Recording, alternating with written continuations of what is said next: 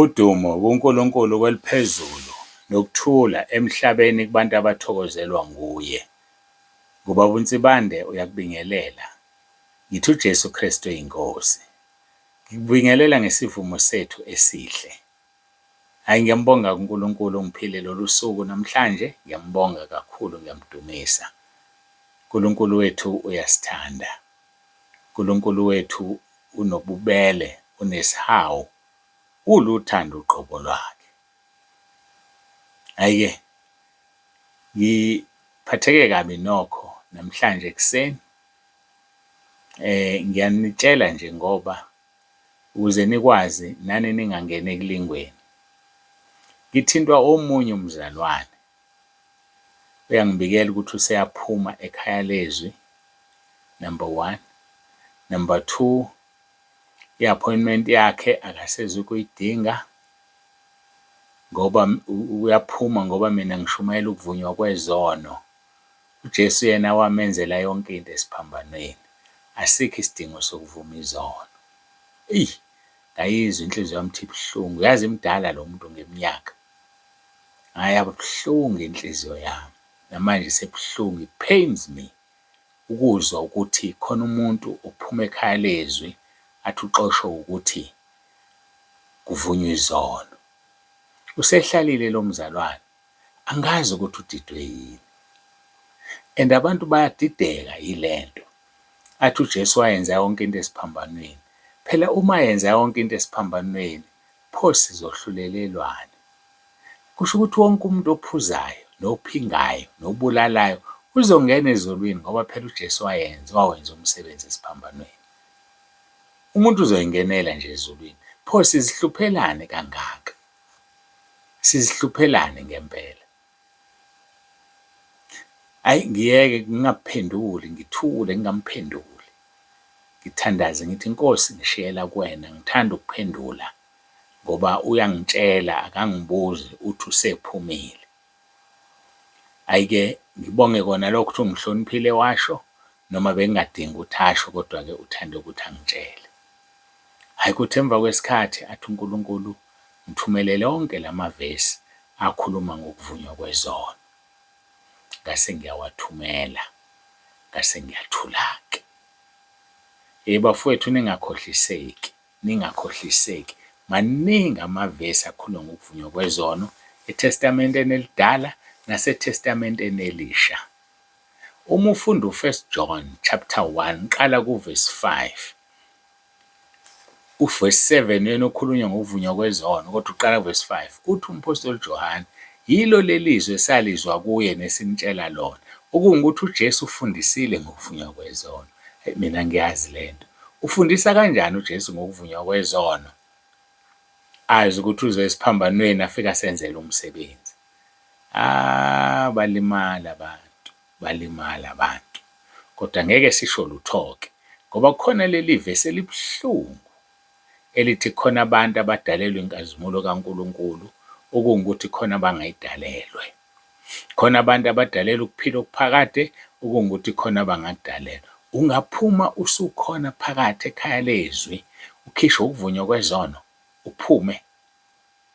Kuzo zonke izinto ezenzakalayo, nebufakazi, ney'fundiso esiy'fundayo, kungaphoqwa umuntu ukuthi avume izono. Hayi, bafowethu, qaphelani, uSathane uyahamba njengebhubesi elibhongayo, ufuna azomgwinya. Bambelela kule nto okukholelwa kuyona. Funda izwi, kuzokusiza lokho. Ulalela ubufakazi babantu ukuthi kwenzakalani kumuntu uma esevuma izono. Mhlawumbe ukukhohlwa baba uNsibande, umpake lapha kude. Umpake nje kude, ulalela ubufakazi babantu. Nalobo engeke ngibuthumele, sebubuningi kabi, yazi lobo engeke ngibuthumele uma umuntu engena ethola i-appointment yokuvuma izono. Sekuze kwanopart 2 wakhona, wama-VN maningi endlela emangalisayo. Abantu bayafakaza ukuthi kwenzakaleni kubona sebevuma izono, okungeke kwenziwe umuntu ngenyama. Athi omunye ngizwa ukuthula. Ubani ofaka ukuthula enhlizweni? Baba uNsibande akwazi ukufaka ukuthula. Inkosi yokuthula. Athi umuntu ngizwa sengilula kusuka umthwalo. Ngingasuka la eRichards Bay ngiyokwenza umuntu abelula eGoli, eCape Town, e-Eastern Cape. Angi-understand mina ukuthi abantu badidwa yini ngempela. Kodwa-ke ngeke sisho lutho, khona abangalidalelwanga izulu, bese kuba khona abalidalelwe. Uthi uJesu ezakhe ziyalizwa izwi lakhe, okungukuthi ezingalizwa kuzona ezakhe. Ungahlala iminyaka engaphezu kwemibili ekhaya lezwi, bese uphuma uthi ukhishwa ukuvuma kwezono. Usuhlale kangaka, waze wabhukha wanosuku, waqala wazibhala. Hhayi mina angi-understand. Kodwa-ke ngeke sisho lutho. Mina nje ngizoyiphinda ngigcizelele le nto. Uma usekhaya lezwi noma entabeni yendlu kaJehova kuyabonelelwa, kune-protection kaNkulunkulu ephezu kwakho. Sebefakazile futhi abaningi. Kuzoprotectwa ngisho umndeni wakho, ngisho iy'ngane zakho zingakholwa, ziprotectwe, zivike iy'ngozi ngapha nangapha, kodwa zisinde ngoba umama noma ubaba basekhaya lezwi. Hhayi entabeni, bengakangeni entabeni, besekhaya lezwi nje. Ngeke-ke okungenani wahlalela i-protection, uhlalele nje i-protection. Hhayi, usathane inuku usathane. Angazi ukuthi umuntu angamthini. Kodwa-ke ngeke sisho lutho, vele usagwetshwa, ulinde umlilo ukuthi ufuna azosha nabo kwaphela nje. Bese kuba khona iy'khonzi izakheke ezishumayela ivangeli elibolile, ivangeli lamanga, ivangeli elingesilona eleqiniso, bezidukisa abantu. Qaphela-ke ungaduki. Yikho ngiye ngithi funda iBhayibheli, funda izwi elingabhalwanga ubaba uNsibande. Funda lona, ukhohlwe mhlawumbe ubaba uNsibande, kuzokusiza lokho. Ngoba abanye bacabanga ukuthi balandela umuntu, asilandeli ubaba uNsibande. Silandele uJesu, silandele ulizwi obhaliwe ezwini lakhe. Hhayi ngeke, zibuhlungu zona, kodwa kuNkulunkulu uyasiduduza. Athi baphuma phakathi kwethu, baphuma ngoba bengesibona bakithi. 1 John chapter 2 verse 18 no-19, ufunde. Baphuma phakathi kwethu, bekuvele kungebona bakithi. So ngeke sibaphoqe ukuthi bahlale ngoba akusibona bakithi. Abayohlala bakithi. U1 John chapter 4 verse 5 and 6 athi ngoba bezwa, okungebona abasekhaya abezwa ukuthi kuthiwani. Bezwe okwezwe, ongekona okwezwe abakuzwa. So manje uzomsola umthini umuntu uma ephuma ngoba ukuthi akezwa. Hey, yazi bafowethu, ngempela uma ungezwa kufanele kwenze njani? Kwenze njani? Uhlale ungezwa, cha phuma. Kodwa kubuhlungu awubusabona ukuthi uphumaphi. uNkulunkulu akasisize, ngiyathandaza. Nase bephumile ababuyise ngandlela thize yakhe, ababuyise nje. Sizoba umndeni owodwa ekhaya lezwi, la kuhlangene khona amabandla ahlukene. Ikhaya lezwi liqoqa amabandla ahlukene, asishumayeli ibandla la. Nentaba yendlu kaJehova, ibandla engikulona, lifakwe phansi kwekhaya lezwi. Ikhaya lezwi is a big umbrella nje enkulu leyo, ihlanganise onke amahlelo. Siyambonga uNkulunkulu ngokuthi ahlanganise umzimba wendodana yakhe uJesu Kristu, sibe ibandla elilodwa phansi kwekhaya lezwi likaNkulunkulu, phansi kwezwi likaNkulunkulu. Ngizama ukuthi si-understand le nto, sihlukanise. Uma usekhaya lezwi, awukho ebandleni. Awukho entabeni yendlu kaJehova kuyabonelelwa. Ngachaza ngathi ngisebenzisa i-emblem yakhona ngoba ngifuna laziwe phela nebandla lidume. Kodwa uma usekhaya lezwi, ukhululekile, la kuhlangene khona amabandla amaningi nabefundisi abaningi, ababhishobhi, abaphostoli, abaprofethi, abavangeli, bakhona la. Awuphoqiwe futhi ukuhlala uma uthanda ukungahlali. Abanye abefundisi bafake amabandla abo la. Engikubuka kuyinto enhle leyo, ngoba uma ufaka ibandla lakho la, alizukuhamba ngemuva, uyazi konke okwenzakalayo. Angeke likuhambe ngemuva, ngeke uthuke abantu bengaseze enkonzweni, futhi uzothola umbiko omubi uthi uNsibande bathathile. Angithatha abantu mina. Kodwa uma ukhona engano nabo, uyababona, niyakhuluma, niyaxoxa, nike nilidiscusse nekhaya lezwi, akekho okuzokubalekela wena athi uye entabeni ekushiya la ekhaya lezwi, nawe mfundisi wami, cha. Angisho ukuthi fakani amabandla, ngiyaxoxa nje khona abawafakile. kanti khona abafundisi abafakwe abazalwane babo. Athi umzalwane, hey, ngifake omunye umzalwane, ake uzwe mfundisi, ngiyacela nje ulalele. Uhlole uma kuwukuthi hayi angizwa kahle, ungophule phela ngimvu yakho. Alalela umfundisi athi, hayi bo, ngempela phela le nto ihlukile kodwa iyezwakala ukuthi yasekhaya. Ahlale umfundisi afake abanye abefundisi. Likhula kanjalo ikhaya lezwi. Bakhona-ke abangafuni futhi abefundisi ukungena, ngeke siqambe amanga. Ngeke sithi bakhona abangafuni, bakhona abaphumayo, bakhona abangenayo. Kunjalo nje ekhaya lezwi. Yazi ukuthi impilo le, ake ngikutshele isimanga, impilo le. Idamu, edemu eligcina amanzi, uma lingasenayo indawo lokukhipha amanzi, amanzi agcwala iy'lwane aba uphoyizeni. So kufuneka amanzi aphume edanyini, kungena fresh. So yikho kuwise ukwakha idamu emfuleni. Ublokha amanzi omfula, ayangena ngapha, ayaphuma ngapha, ngoba kufuneka amanzi anjani? Ahambayo. Impilo nje ukuthi kube khona okungenayo, kube khona okuphumayo. Nomuntu ukuze aphile uyadla abese eyokhipha i-waste, lokho okungadingi umzimba. Impilo le. So ngaba liphila ikhaya lezwi uma lizowolela nje kungaphumi muntu. Hhayi, angazi ngizwa kahle. Ngaba liphila ikhaya lezwi uma lizowolela nje bangabi bikho abaphumayo. Yebo, akumnandi baphume, kodwa futhi uzobe sesifile uma kungasaphumi muntu, ngoba kufuneka kube khona umahluko. Ngavele ngakhumbula ivesi kwabaseKorinte. Uthi umpostoli Paul, kufanele kube khona umahluko. Kufanele kubonakale abakhuluma iqiniso nabangalikhulumi. So kufanele kube khona ukwahlukana. BaseKorinte chapter 11. Yazi angazi, ngingena kwesinye isihloko manje. Lithi indlela yokuphatha isidlo senkosi, isihloko sakhona. Kodwa soqala kuverse 17. Ngifuna ukusiza nalabo befundisi abanabazalwane abaphumayo ebandleni. Kubi uma bephuma bengasangeni, kodwa uma bengena khombisa ukuthi ibandla lakho umfundisi liyaphila. Nawe futhi uyaphila. Ngoba kusho ukuthi khona abangenayo kanti banemimoya abangafuni ukuhlukana nayo. Kufanele bashe, baphume bahambe. Bese bakhona abangena nemimoya, bathi uma behlezi bathi angiyindawo, badiliveke, kuphume imimoya kusala umuntu. Uyaphila-ke mfundisi. Hhayi usalithi ugimbela kwesakho nje, akusaphumi lutho, enganawe uya ethoyilethi, ukuphuza amanzi, uyokhipha lawa angadingeki, udla ukudla, uyokhipha okungadingeki. That is life, kusho ukuthi uyaphila. BaseKorinte chapter 11 soqala kuverse 17. Kepha nxa ngiyala ngalokho, anginibongi ukuthi nibuthana kungekukho okuhle, kepha kukho okubi. Verse 18, ngokuba okokuqala nxa nibuthana ebandleni, ngizwa ukuthi kukhona ukwahlukana phakathi kwenu.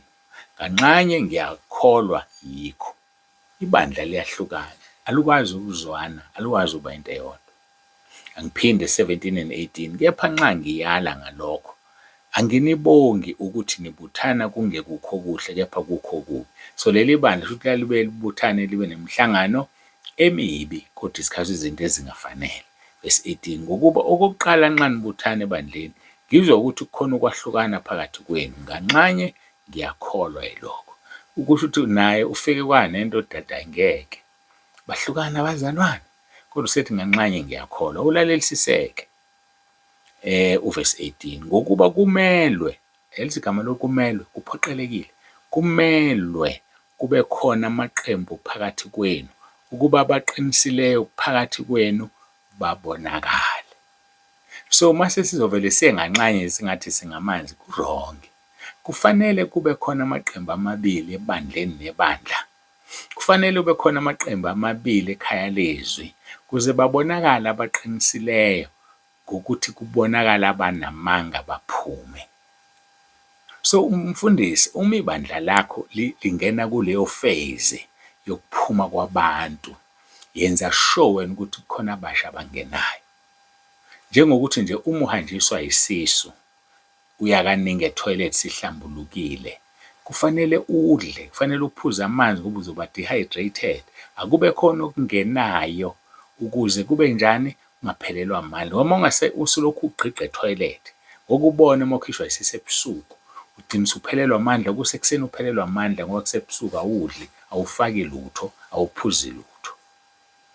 So namabandla-ke ethu bazalwane, kuze kubona lithi ayaphila, mabaphume abantu. Uthi umpostoli Paul abaseKorinte bokuqala chapter 11 verse 19, ngokuba kumele kube khona amaqembu phakathi kwenu, ukuba abaqinisileyo phakathi kwenu babonakale. Bazobonakala ngani abaqinisileyo uma singovuma zonke nje, kuvunywe nje, akube khona abaphikisayo. Nawe mfundisi, uma kukhona la bekuphikisa khona, yehlisa umoya, thandaza, ukuhlole. Mhlawumbe bakuphikisa aba-right, kanti futhi ugade, yikho ngithi yehlisa umoya, uthandaze, ngoba bayokuphikisa kanti bathunywe usathane bakushaya.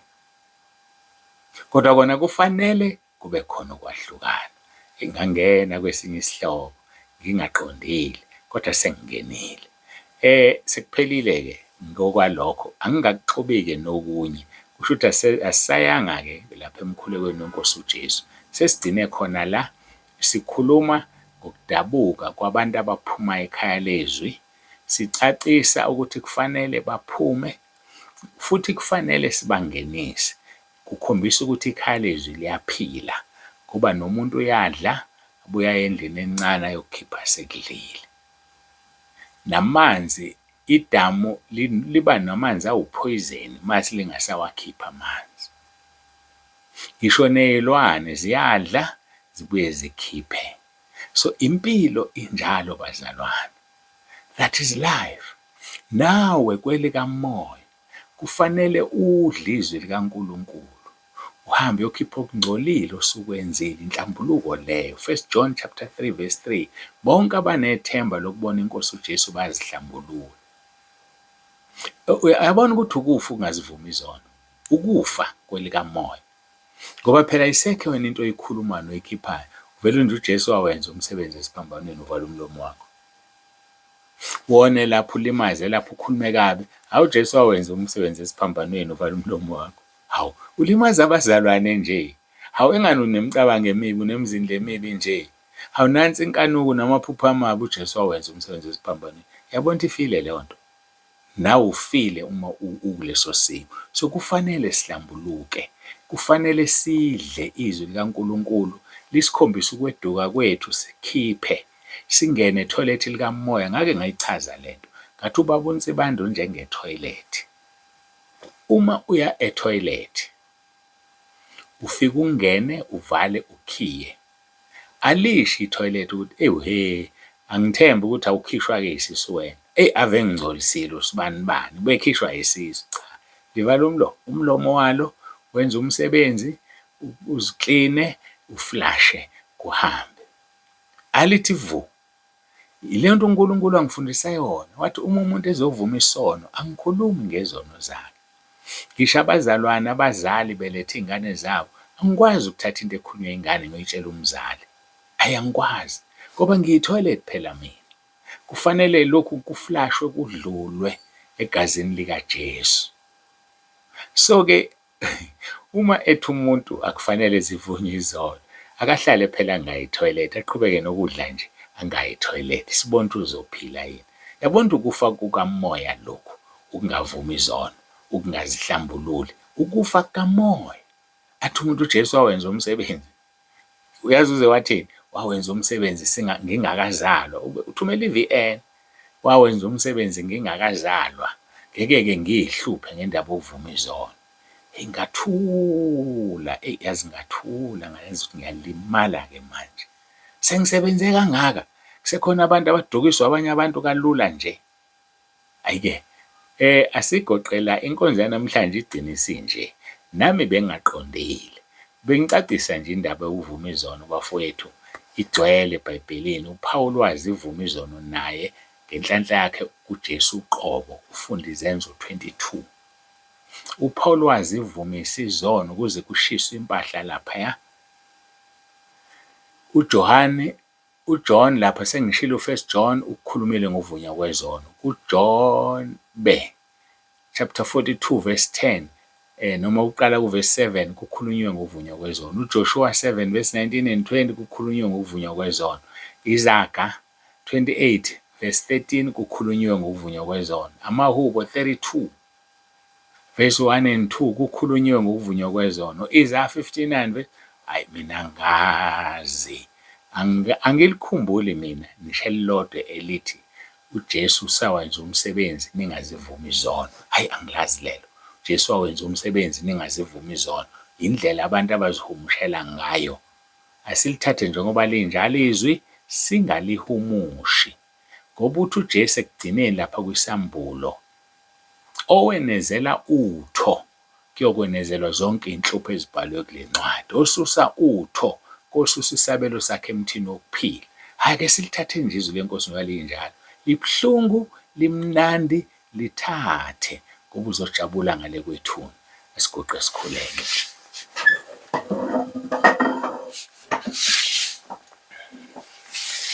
Baba ongcwele, Baba olungileyo, uNkulunkulu onomusa, siyazithoba phambi kobuso bakho, siyabonga kakhulu ngakho konke sesikuzwile. Sibonga uhamba nawe, ngibonga ukuthi ungigibele Nkosi. Ngesinye isikhathi ngiqala inkonzo ngingathandazile, ngicabanga ukuthi ngiyala ngicabanga khona, wena ungigibela ungisela ungisa khona. Alikho icala ukuthi angithandazanga ngoba ngihamba nawe, engikwenzile ngikwenziso uwena. Kwangathi ungabasiza abantwana bakhe ezindaweni zonke, basize uNkulunkulu wethu banamathele ezwini lakho, balenze bangalandeli unsibande ngoba naye uzohlulelwa kalutho uwumuntu nje. Ngisize nami Nkosi ngiwutuba umzimba wami ukuba ngingathi sengishumayeza abanye ngilahlelwe ngaphandle, ngoba wena ukhetha ibuso, ukhetha ibala. Awunandaba ukuthi umuntu ukhulekela abangaki basinda, awunandaba ukuthi ushumayeze abangaki bangena ezulwini. Ufuna wonke umuntu abe ngcwele ngoba wena ungcwele. Siyakubonga Nkulunkulu wethu, Nkulunkulu ongakhethi, Nkulunkulu onguye. Siyabonga Nkosi, ngiyacela ungibusisele Nkosi bonke abaletha abantu. Bakhombisa ukuthi ikhaya lezwi liyaphila ngoba bayangena abantu bayaphuma. Ikhaya lezwi liwukuphila. Siyakubonga Nkosi kakhulu.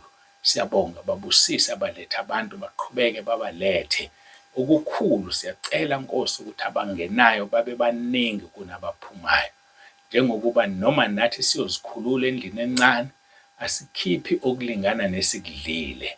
Ngakho-ke ngiyacela uNkulunkulu wami ukuba ubabusise, ubabiyele, i-protection yakho phezu kwekhaya lezwi ihlale. Biyele ngisho imindeni yabo uNkulunkulu wami onomusa, ingangene ey'ngozini ezingenasidingo. Ngithe ezingenasidingo ngoba kukhona la usidalele khona ukuthi unsibande mhlawumbe uyofa ngesibhamu, mhlawumbe uyofa ngemoto. So yikho ngithi iy'ngozi ezingenasidingo. Khona lezi ezihlelwe wuwe ngoba wena Nkosi wazi ukuthi uhamba kanjani. Phezu kwakho konke ngiyacela biyela ilo naloyo sekhaya lezwi, biyele ilo naloyo sentabeni yendlu kaJehova kuyabonelelwa. Sibiyele uNkulunkulu wethu, usigcine, usivule amehlo, siliqonde izwi lakho, singaphambani nalo. Ngiyabonga-ke Nkosi ngakho konke.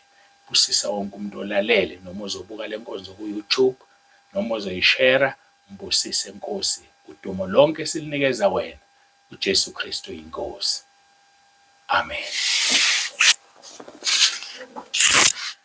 Siyambonga uNkulunkulu kakhulu bangcwele, simnikeza udumo lumfanele lungo lwakhe. Ngiyabonga kakhulu. Hey muhle uNkulunkulu, bengazi-ke mina kuzoba nje, kodwa sekunje. Baba uNsibande abalelisa uthi ube nentambama emnandi, uJesu Kristu inkosi.